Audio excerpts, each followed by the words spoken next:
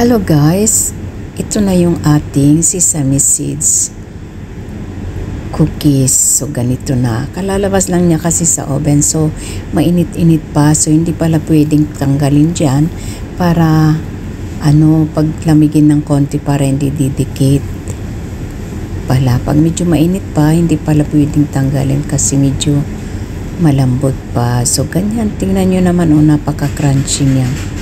So masarap tong ikape o kaya kainin na lang na ganyan. Hindi naman siya masyadong matamis. So ganito ko po ginawa. May dalawa tayong itlog, so ayan, binati ko na. At yung sesame seeds natin ay 3.5 baso. So ganyan yung maputi ang gawin nyo para maganda siyang tignan. At syempre malinis. At nilinis ko na rin ito, ganyan. So lalagyan natin siya ngayon ng 1 basong white sugar. So ito yung ating asukal. Ilalagay natin siya dito sa ating sesame seeds. At pagkatapos nitong sesame seeds at sugar, lagyan natin ng all purpose flour. Ayan, nabolol-bolol na. So ganun, 3 kutsara lang ang ilalagay ninyo. Huwag nyo na rin masyadong punuin, so ganyan lang. Pero kung meron kayong pang-spoon o pang-sukat, so yun ang gawin nyo. Sa akin kasi yan, kinutsara, mikos-mikos lang, kutsa-kutsarahin. So ayan, haluin nyo ng husto. Pag nahalo nyo yan, haluin nyo, tapos lalagyan nyo din ng sugar vanilla para medyo mabango. Pero kalahati lang ng pack ang ilagay nyo. So ayan, nilagay ko lang ng kalahati. At syempre hahaluin nyo ng husto. Pag nahalo nyo na yan, and then ilalagay naman natin yung ating itlog. So ganyan pag nahalo na ng husto. Basta haluin nyo ng husto para pantay-pantay ang kanyang tamis. O, yan. Ilalagay ko na yung ating 2 itlog na binati ko na. So, ganyan siya. And then, hahaluin nyo na ng husto hanggang sa mabasa na lahat ng pantay-pantay.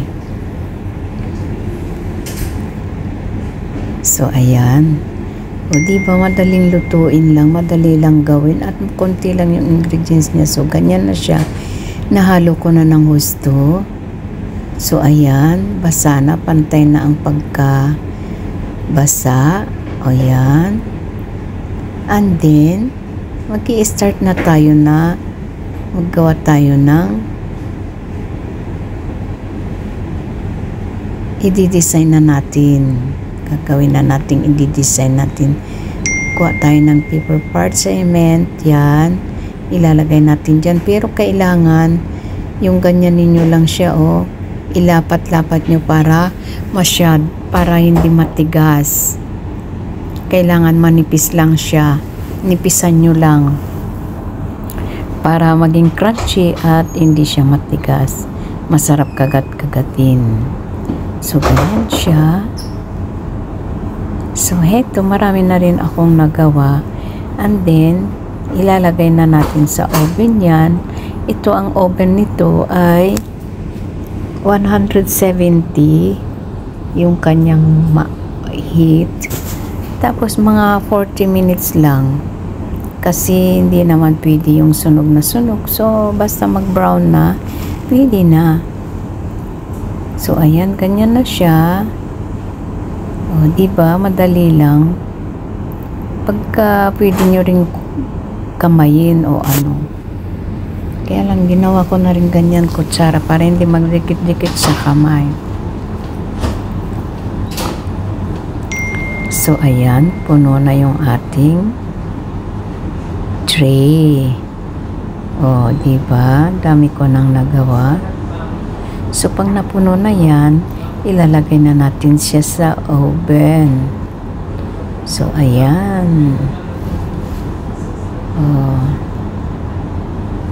Lagay na natin siya sa oven. Ilang piraso na lang tapos. Masarap ito, promise. Ganyan.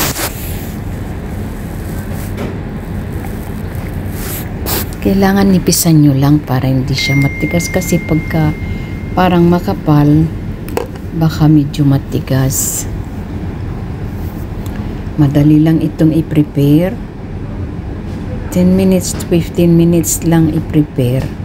Basta ilagay nyo lang dyan yung mga dapat ninyong ilagay. At saka konti lang na ingredients ito. So, ayan na. So, maraming salamat ulit sa inyong panonood. At maraming salamat sa inyong mga suporta.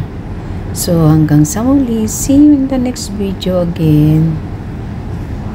So, ituloy ko lang itong aking ginagawa para mailagay na natin siya sa oven. At siguradong magugustuhan ng lahat pag ito luto na kasi crunchy siya. At hindi siya masyadong matamis. Tama lang. So, malayo sa diabetic ba? So, ayan. Mag-enjoy lang tayo. So, pwede nating lahat gawin ng content kung ano man ang ating mga ginagawa. So, pwede nating videohan para makagawa tayo ng ating pang-reels. So, hanggang yan lang. So, ayan na. Ready na nating ilagay sa ating oven.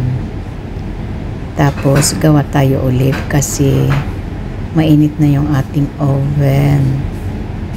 Ay, 160 lang pala. Pero pwede nyo gawin 170 para mas mabilis. So, ayan. Madali lang yan. Mga 40 minutes. Basta makita nyo na lang na mag-brown. So, ayan na. Maraming salamat hanggang sa muli. So, heto na siya. Kain na tayo. Ayan. So, ayan. Tignan nyo. Pag malamig na, madali na lang. Yan. So, crunchy. So, sana'y nagustuhan nyo na naman ang aking video ngayon at na-share sa inyo. Maraming salamat sa panonood. Hanggang sa muli. Mag-ingat palagi and God bless.